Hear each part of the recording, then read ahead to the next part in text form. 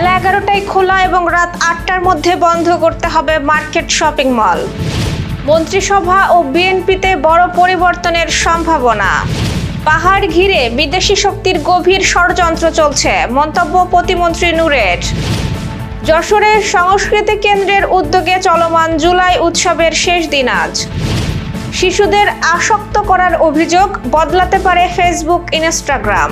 দর্শক, গ্রামের কাগজের সকালের সংবাদে আপনাকে স্বাগত। আপনাদের সাথে আছি আমি স্বপ্না দেবনাথ। শুনছিলেন প্রধান শিরোনাম, এছাড়াও রয়েছে রাশিফল। এবার চলুন যাওয়া যাক মূল আয়োজনে। বিদ্যুৎ সাশ্রয় ও জাতীয় বিদ্যুৎ ব্যবস্থাপনা আরও জোরদার করতে দেশের সব শপিং মল, মার্কেট ও দোকানপাটের জন্য নতুন সময়সূচি নির্ধারণ করেছে সরকার। নতুন সিদ্ধান্ত অনুযায়ী প্রতিদিন বেলা 11টা থেকে রাত 8টা পর্যন্ত মার্কেট, শপিং মল ও দোকানপাট খোলা রাখা যাবে।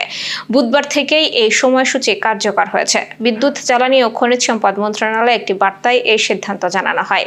এর আগে বিদ্যুৎ বিভাগের গত 11 জুনের সিদ্ধান্ত অনুযায়ী মার্কেট ও দোকানপাট রাত 9টা পর্যন্ত খোলা রাখার সুযোগ ছিল।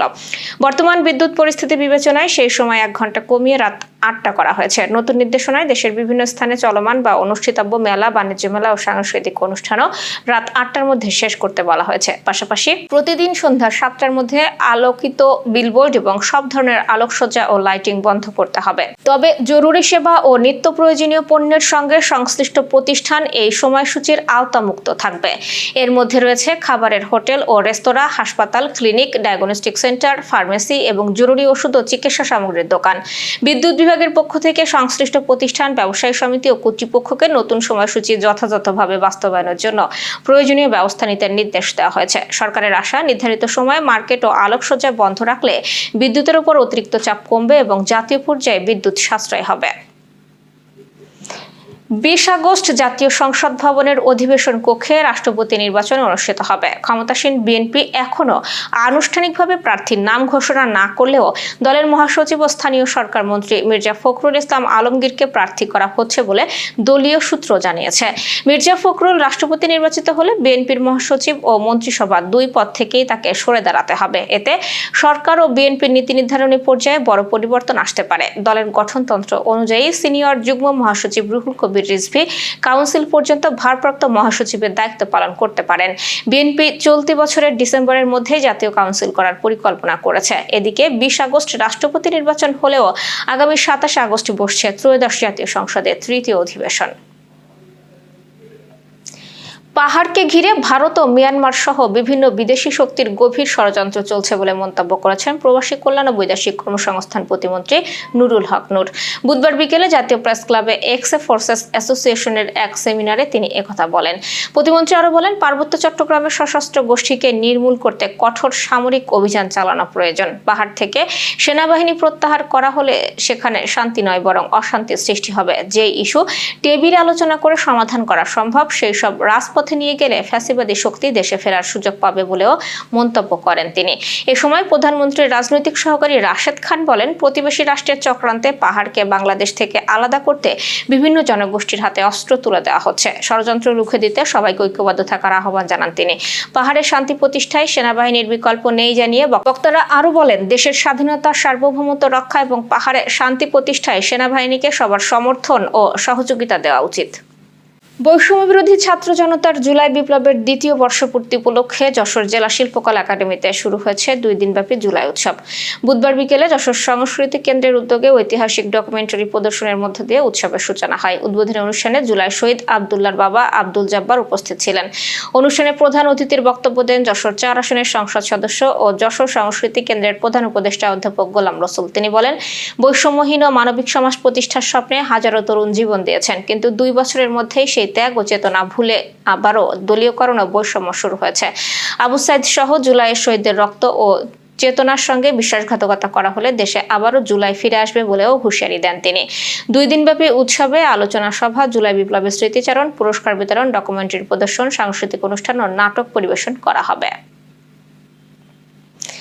শিশু কিশোরদের সামাজিক যোগাযোগ মাধ্যমে আসক্ত করে তোলার অভিযোগে ফেসবুক ও ইনস্টাগ্রামের মালিক মেটার বিরুদ্ধে যুক্তরাষ্ট্রের 29 অঙ্গরাজ্যের করা মামলার গুরুত্বপূর্ণ শুনানি শুরু হচ্ছে। মামলাটি সামাজিক যোগাযোগ মাধ্যমের ক্ষেত্রে বিগ টোবাকো মোমেন্ট হয়ে উঠতে পারে বলে মনে করছেন বিশেষজ্ঞরা। 2023 সালে করা মামলায় অভিযোগ করা হয়, শিশু কিশোরদের দীর্ঘ সময় প্ল্যাটফর্মে ধরে রাখতে মেটা এমন কিছু ফিচার ও নকশা তৈরি করেছে যা আসক্তি বাড়ায়। রাষ্ট্রপক্ষের দাবি, শিশুদের জন্য এসব ফিচার ক্ষতিকারক। এটি জানার পরও মেটা তা চালু রেখেছে। তবে অভিযোগ অস্বীকার করেছে মেটা। তরুণদের অনলাইন নিরাপত্তায় তারা অভিভাবক, বিশেষজ্ঞ ও আইন শৃঙ্খলা বাহিনীর সঙ্গে কাজ করছে বলে জানিয়েছে প্রতিষ্ঠানটি। অঙ্গরাজ্যগুলো আর্থিক জরিমানার পাশাপাশি ফেসবুক ও ইনস্টাগ্রামের কার্যক্রম বড় পরিবর্তন আনার দাবি জানিয়েছে। বিশেষজ্ঞদের ধারণা, মামলার ফল মেটার আর্থিক ক্ষতির পাশাপাশি ফেসবুক ও ইনস্টাগ্রামের ভবিষ্যৎ নকশা ও নীতিতেও বড় প্রভাব ফেলতে পারে। দর্শক, এবার চলুন জেনে নিই কেমন যাবে আপনার আজকের দিন, অর্থাৎ 13ই আগস্টের রাশিফল। মেষ রাশির মন সক্রিয় থাকবে এবং নতুন সুযোগ আপনাকে উৎসাহিত করবে। ভালোবাসা, কাজ, স্বাস্থ্য ও অর্থ সব ক্ষেত্রেই ভালো ফল পেতে কৌতূহলী ও ইতিবাচক থাকুন এবং আপনার উদ্যম কর্মক্ষেত্রে জটিলতা সহজ হতে পারে। বৃষ রাশি, অপ্রয়োজনীয় কেনাকাটা এড়িয়ে চলুন। হাঁটাহাঁটি ও বই পড়ার মাধ্যমে মানসিক প্রশান্তি খুঁজে নিন। ব্যক্তিগত সম্পর্কে খোলামেলা আলোচনা, বোঝাপড়া বাড়বে এবং ইতিবাচক মনোভাব আপনাকে এগিয়ে রাখবে। মিথুন রাশির, আজ জীবনে পরিবর্তনের সুযোগ আসতে পারে। নতুন অভিজ্ঞতা ও পরিকল্পনা আপনাকে অনুপ্রাণিত করবে। অন্যের পরামর্শ মন দিয়ে শুনুন, তবে নিজের জ্ঞান ও বিচার বুদ্ধির উপর আস্থা রাখুন। কর্কট রাশি, নিজের যত্ন ও বিশ্রামকে গুরুত্ব দিন। মানসিক অনুভূতিগুলো আজ আপনাকে সঠিক সিদ্ধান্ত নিতে সাহায্য করবে। অন্যের দায়িত্ব পালনের পাশাপাশি নিজের প্রয়োজনের দিকেও নজর রাখুন। সিংহ রাশি, মানসিকভাবে হালকা ও স্বস্তি বোধ করবেন। পরিষ্কার চিন্তা ও শান্ত আবেগ আপনাকে আত্মবিশ্বাসী করে তুলবে। ইতিবাচক মনোভাব নিয়ে দিনের কাজগুলো সম্পন্ন করুন।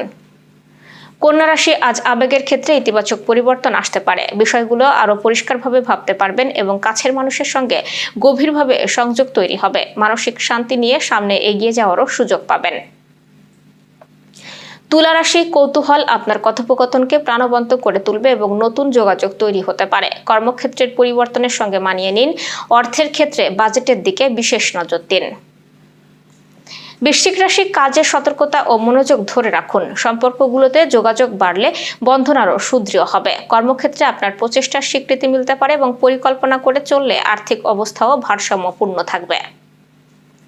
ধনুরাশির, সম্পর্কে ভারসাম্য, কাজে স্বচ্ছতা এবং আর্থিক লক্ষ্যে অগ্রগতি সবই সম্ভব। আপনার নির্ভরযোগ্যতা আজকের কাজগুলোকে এগিয়ে নিতে সাহায্য করবে এবং ধৈর্য ধরে দায়িত্ব পালন করুন।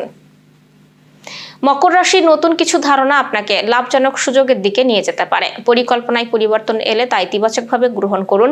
এতে ব্যক্তিগত ও পেশাগত জীবনে অপ্রত্যাশিত ভালো সুযোগ তৈরি হতে পারে। কুম্ভ রাশি, সম্পর্কের ক্ষেত্রে ভারসাম্য অনুভব করবেন। আলোচনার মাধ্যমে জটিলতা কমতে পারে। নিজের উপর আস্থা রাখুন এবং মেজাজের পরিবর্তন থেকেও নতুন কোনো বিষয়ে স্পষ্ট ধারণা পেতে পারেন। মীন রাশির, প্রাণবন্ত ও অনুসন্ধিৎসু মন নতুন আনন্দ ও ধারণা নিয়ে আসবে। ভালো সময়ের প্রত্যাশায় খোলা মন রাখুন এবং ছোটখাটো অপ্রত্যাশিত ঘটনা ও দিনটিকে আনন্দময় করে তুলতে পারে। শরীর ও মনের প্রশান্তিকে গুরুত্ব দিন। দর্শক, এই ছিল এখনকার আয়োজন। সব খবর সবার আগে জানতে ও দেখতে চোখ রাখুন গ্রামের কাগজের ইউটিউব চ্যানেল ও ফেসবুক পেজে। বিদ্যুৎ ও জ্বালানি তেল ব্যবহারে সাশ্রয়ী হন এবং আপনার কোনো প্রশ্ন বা তথ্য থাকলে জানাতে পারেন কমেন্টে। এতক্ষণ সাথে থাকার জন্য ধন্যবাদ। পরবর্তী খবর দেখুন বেলা 2টায়।